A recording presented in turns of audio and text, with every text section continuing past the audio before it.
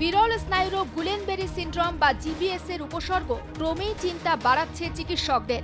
বিরল এই স্নায়ুরোগে দেশ জুড়ে আক্রান্ত হচ্ছেন বহু মানুষ, যার ফলে উদ্বেগে প্রায় প্রত্যেকেই।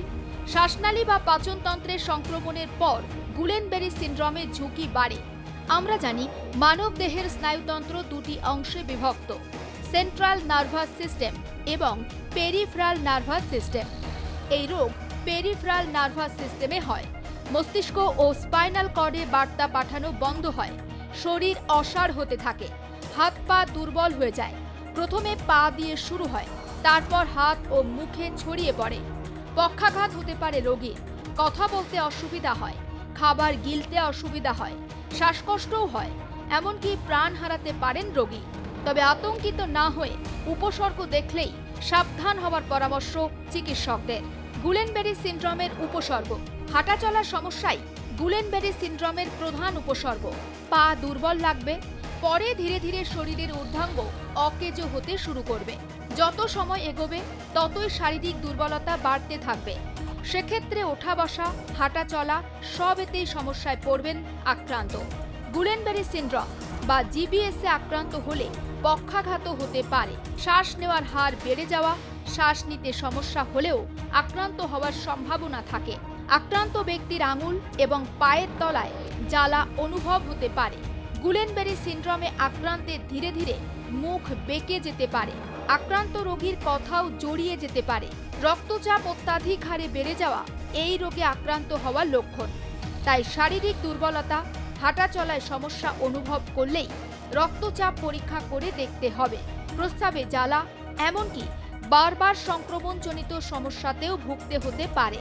বিরল স্নায়ুরোগের ফলে বুকে জ্বালা, হজমের সমস্যাও দেখা দিতে পারে। তবে যে কোনো অসুখ ঠেকানোর অন্যতম উপায় হল রোগ প্রতিরোধ ক্ষমতা বজায় রাখা।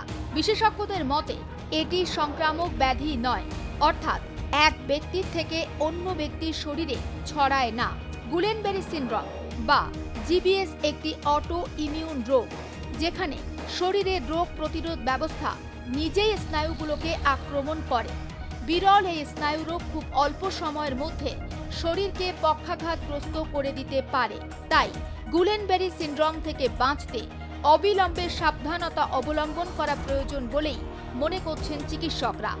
देखो सोल्यूशन तो ऐसा कुछ नहीं है। जब कभी भी जाओगे, कहीं पर भी जाओगे, वायरसेस तो होते ही है।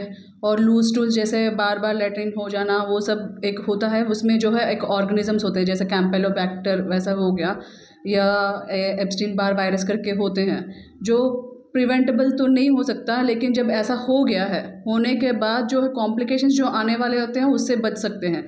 जैसे ये लूज टूल्स हो गए, उसके बाद जो ये जो वायरस और जो बैक्टीरिया वो जो नसों पे चढ़कर नसों को ख़त्म करते हैं, तो उसको बचाने के लिए जो ट्रीटमेंट है, उसको मोस्टली जो जीबीएस बोलते हैं, उसको बचाने के लिए वो ट्रीटमेंट होता है कि वो वायरस जो है एंटीबॉडी फॉर्म करके उसको जो अटैक करता है उसको हम निकाल सकते हैं।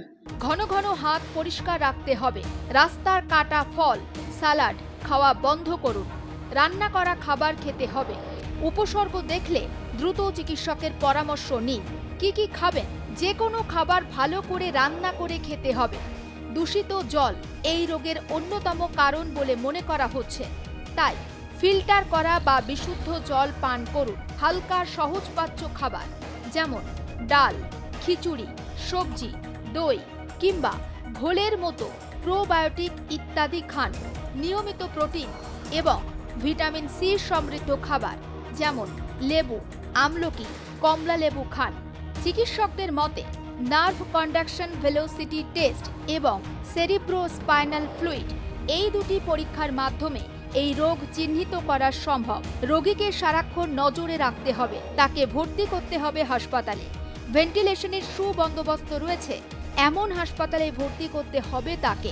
ইন্ট্রাভেনাস ইমিউনোগ্লোবিউলিন এবং প্লাজমা থেরাপির মাধ্যমে চিকিৎসা হয়। বহু ক্ষেত্রে রোগী সুস্থ হয়েও বাড়িতে ফেরে।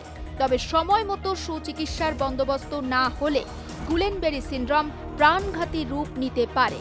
শুভাশিস মণ্ডলের রিপোর্ট, আর প্লাস।